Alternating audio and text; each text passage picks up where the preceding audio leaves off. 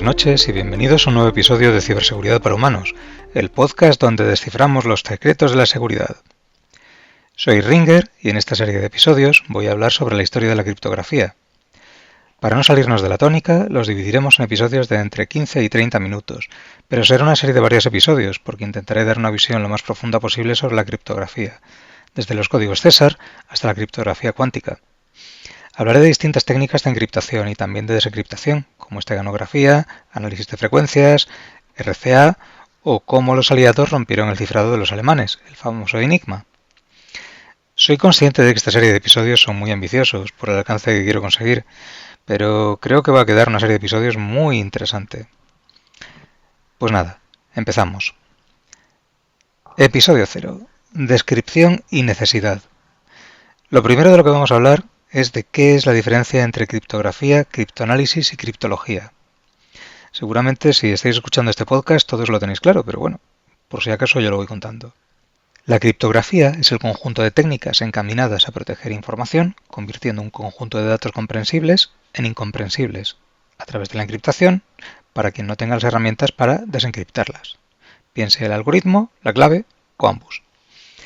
Criptoanálisis es lo contrario. Es el conjunto de técnicas necesarias para, a partir de un conjunto de datos incomprensibles, hacerlos comprensibles. Por supuesto, esto suponiendo que te falta información. Si tienes los datos, la clave y el algoritmo, es desencriptar datos y listo. Y por último, la criptología. La criptología es la ciencia que engloba a ambos. Bueno, pues ahora que ya sabemos de qué vamos a hablar, nos preguntamos ¿para qué sirve todo esto? Bueno, pues la respuesta es evidente. Desde transmitir planes y órdenes en conflictos bélicos hasta para escribir cartas de amor a tu amada en el periódico. Y esto es real. Babbage, el padre de los ordenadores modernos, también era un criptoanalista de increíble talento. Por aquel entonces estaba de moda que las jóvenes parejas, encorsetadas por las normas sociales de la época, no se pudieran escribir ardientes cartas de amor por correo, así que en lugar de mandarse fotopollas o fototetas, tenían que ingeniárselas para que sus padres no les pillaran. Para eso lo que hacían es que criptaban mensajes. Acordaban una clave y se ponían anuncios encriptados en el periódico. Mientras el resto del mundo normal coge la sección de pasatiempos del periódico, Babbage cogía esta sección y se dedicaba a desencriptar los mensajes y a cotillearlos, hasta el punto de que en una ocasión una pareja empezó a hablar de fugarse de casa de sus padres e insertó un mensaje encriptado con su código para que desistieran de sus intenciones. Bueno, pues como introducción ya llega. Pasemos a ver un poco de historia. Empezamos con el episodio 1, los orígenes. Los cifrados en tiempos de Jerjes. Sí, Jerjes os debe sonar de la película 300. Por aquel entonces las relaciones entre el imperio persa y la región del Ática estaban en permanente conflicto. Esta historia no es exactamente de criptografía, más bien se podría considerar de esteganografía. Ya explicaré más tarde qué es. Pero bueno, es uno de los primeros intentos documentados de transmitir información oculta y como me pareció una historia interesante la cuento. Luego contaré más de los espartanos que también utilizaban cifrado de verdad. Imaginémonos Grecia en el siglo V a.C. El rey persa Jerjes prepara una gigantesca invasión contra las polis griegas. Su ejército es tan numeroso que según la leyenda al beber agua de un río era capaz de dejarlo seco. Demarato era uno de los reyes de Esparta. Y aquí hago un inciso. En Esparta siempre había dos reyes al mismo tiempo, y en este caso eran Cleómenes y Demarato, que además en este caso se llevaban a matar, aunque no era lo normal. Cleómenes confabuló para echarle del poder y Demarato se exilió a Persia. Pero como buen espartano, a pesar de todo le tenía una lealtad férrea a su patria, y cuando supo de los planes de Jerjes para invadir las polis griegas, decidió advertir a los espartanos. Curiosamente, Cleómenes moriría un año más tarde y quedaría como sucesor Leónidas, el famoso Leónidas de la peli. Pero bueno, el problema era cómo hacer llegar el mensaje. Un mensaje interceptado por los persas habría significado la muerte de Demarato. Entonces ideó un truco bastante ingenioso. Cogió una tablilla de cera, de las que se usaban para escribir, raspó la cera hasta dejar la madera al descubierto y escribió el mensaje encima de la tablilla directamente, advirtiendo a los griegos de la invasión. Después volvió a cubrir la tablilla con una capa de cera fresca y para cualquiera que la revisara, la tablilla estaba completamente en blanco, con lo cual no llevaba ningún mensaje. Cuando la tablilla llegó a Esparta, los espartanos al principio no entendieron nada, la veían vacía. Y sin embargo, la reina Gorgo, esposa del rey Leónidas, sospechó de que el mensaje podía estar escondido debajo, así que raspó la cera y ahí estaba el aviso. Gracias a esa advertencia, las polis griegas se pudieron preparar y aquel aviso además jugó un papel crucial en la defensa que terminaría escribiendo la leyenda de las Termópilas, lo que fue la película. de los 300. Pero bueno, los espartanos tenían sistemas más sofisticados de cifrado, las escítalas. De Marato no podía usar una escítala porque simplemente el hecho de mandar un mensaje cifrado, aunque Jerjes no pudiera descifrarlo, supondría motivo de sospecha para él, y allí no se andaban con tonterías, es más sencillo matarte que arriesgarte a que me traiciones. Así que bueno, vamos a hablar de las escítalas. Las escítalas eran en realidad un bastón, era el nombre del bastón. Sobre este bastón se enrollaba una cinta de cuero, que era una especie de cinturón o algo así, de hecho se podía camuflar como un cinturón. Esta cinta se enrollaba de forma parecida a un vendaje sobre el bastón, con solo una vuelta. Quien quisiera escribir el mensaje, enrollaba el cinturón sobre el bastón, la escítala, escribía el mensaje sobre la cinta de cuero y al desenrollarse era un galimatías. La forma de descifrarlo era con un bastón igual. Enrollan el cinturón y descifran el mensaje.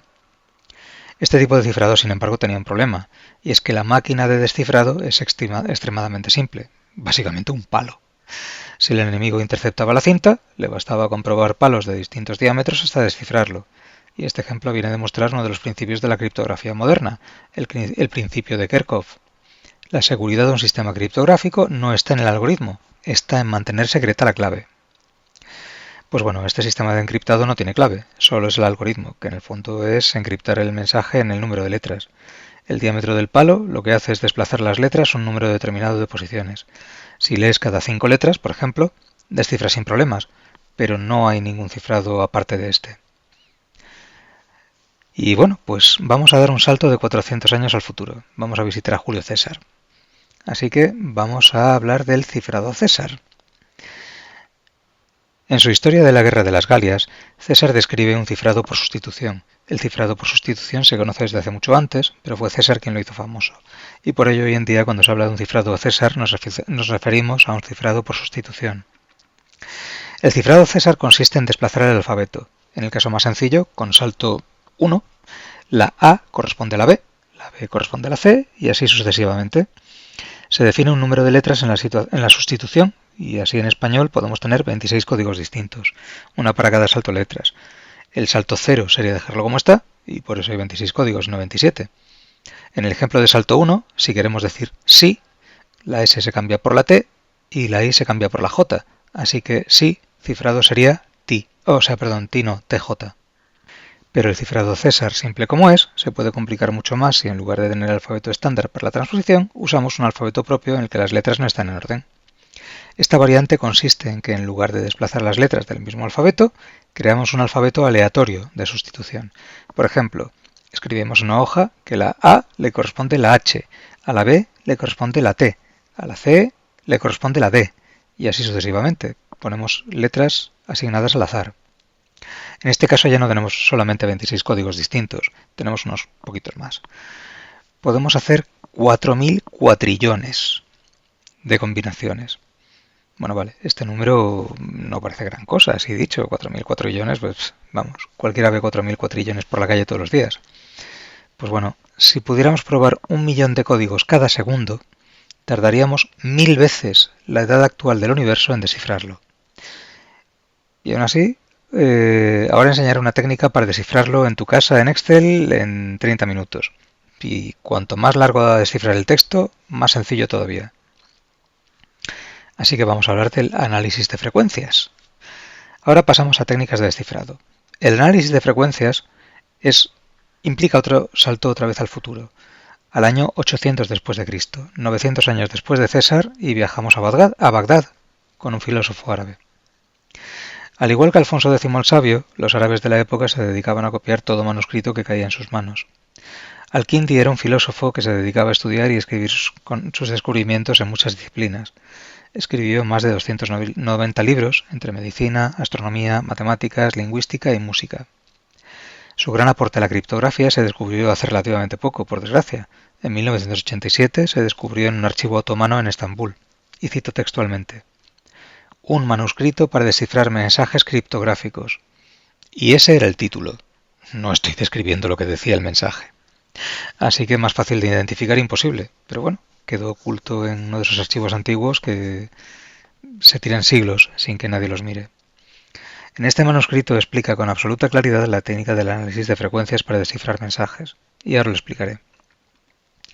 Cuando hablamos hay letras que se repiten más que otras, o en textos escritos.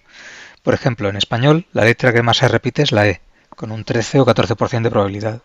Luego la A, con un 12% de probabilidad, y así con todas.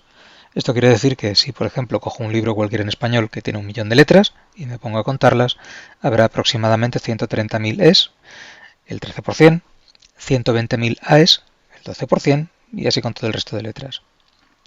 Esto nos da una información muy valiosa para descifrar códigos. A pesar de que use un alfabeto completamente aleatorio, de los 4.000 cuatrillones de alfabetos que dijimos antes, yo sé que el texto sin encriptar, en claro, es decir, va a tener un 13% de Es, un 12% de Aes y así sucesivamente. Bueno, pues ahora es cuestión de coger el texto encriptado y contar letras. El 13% de las letras es una J, pues eso quiere decir que seguramente la J se corresponde con la E.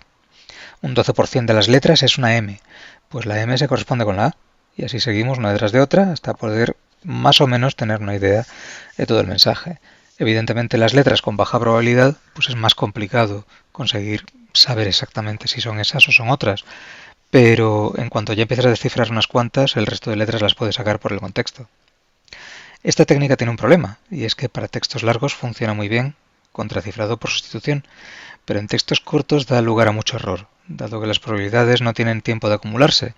Incluso es posible que el encriptador conozca el análisis de frecuencias y decida cambiar artificialmente la frecuencia de las letras, escribiendo letras de vez en cuando que entorpezcan la lectura del destinatario, pero no impidan comprenderlo, por ejemplo insertando números, pero que destrocen el análisis de frecuencia.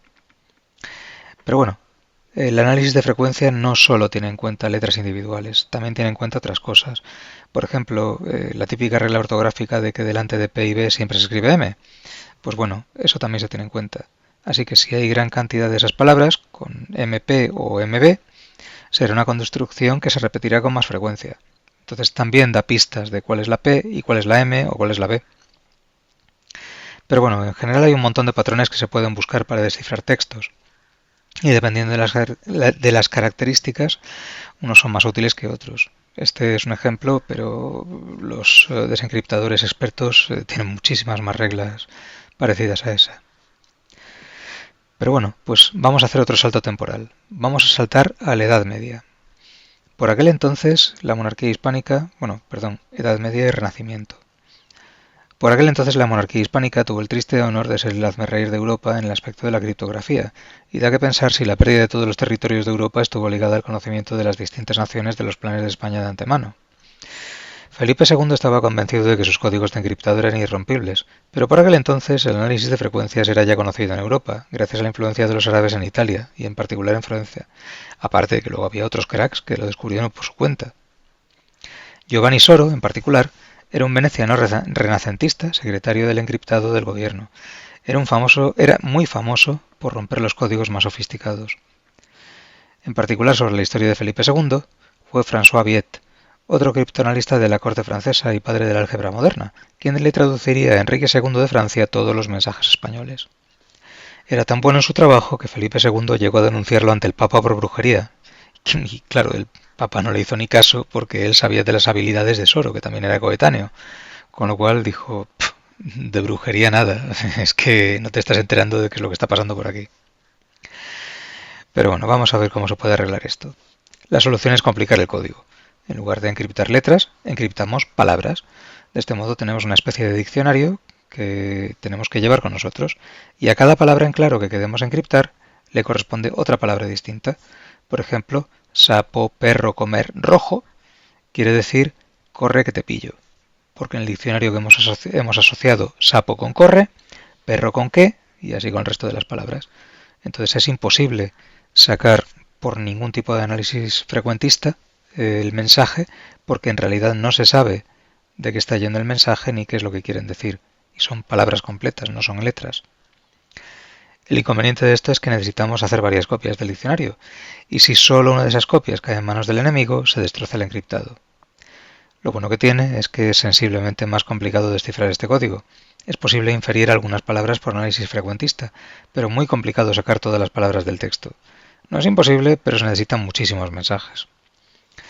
Un término medio es lo que se conoce como un nomenclator. Un nomenclator tiene un alfabeto cifrado y una lista de palabras clave encriptadas. Pero por desgracia el uso de nomenclatores solo complica un poco más el trabajo del criptoanalista, pero como veremos ahora mismo no lo imposibilita. Vamos a ver la historia de María Estuardo, quien pagó con su vida al confiar demasiado en la criptografía. Paradójicamente, su muerte fue casus belli para Felipe II, quien mandó a la Gran Armada a combatir a Inglaterra. Y bueno, ya sabemos cómo acabó todo aquello. Da que pensar que la criptografía era en realidad el gran enemigo de este rey. En el siglo XVI las grandes naciones de Europa estaban en guerra unas con otras, bien directamente o apoyándose unos a otros, y las intrigas palaciegas estaban a la orden del día. En particular la historia de Inglaterra era un jaleo de primer orden, pero basta decir que Felipe II era católico como María Estuardo. Por aquel entonces las guerras eran tanto entre reyes por poder monárquico como por poder religioso, y ambos poderes estaban entrelazados de manera muy complicada. En Inglaterra reinaba Isabel I, que era protestante, pero había una figura que para muchos católicos representaba a la reina legítima, su prima María Estuardo, reina de los escoceses. María llevaba años prisionera en Inglaterra, por su prima, Isabel I, y desde su celda tenía esperanzas de recuperar el trono y restaurar el catolicismo. Sus aliados le escribían en secreto y ella les respondía, pero claro, no podía hacerlo en lenguaje llano, cada mensaje viajaba cifrado. Y aquí entra la conspiración de Babington. Babington era un joven católico inglés. Planeaba asesinar a Isabel y liberar a María. Los conspiradores y la reina intercambiaban cartas cifradas con un nomenclator, convencidos de que nadie podía leerlas. Pero se equivocaron. Isabel I tenía de su parte a un gran criptoanalista, que se llamaba Thomas Felipes. Felipes interceptó las cartas, las descifró una por una, y lo más importante, falsificó un añadido en una de ellas, incitando a María a confirmar su apoyo al plan de asesinato. La trampa funcionó, y cuando María escribió aprobando la conspiración, fue condenada y decapitada, lo que constituyó un casus belli para Felipe II y su frustrada operación de castigo contra Inglaterra con la Gran Armada. Y bueno, pues por esta noche nada más. En el siguiente episodio seguiremos con el repaso histórico de la historia de la criptografía. Hablaremos de la siguiente evolución de los códigos César, usar varios alfabetos, hablaremos de Wigner y bastantes cosas más. Pues nada, nos vemos en el próximo episodio. Chao, chao.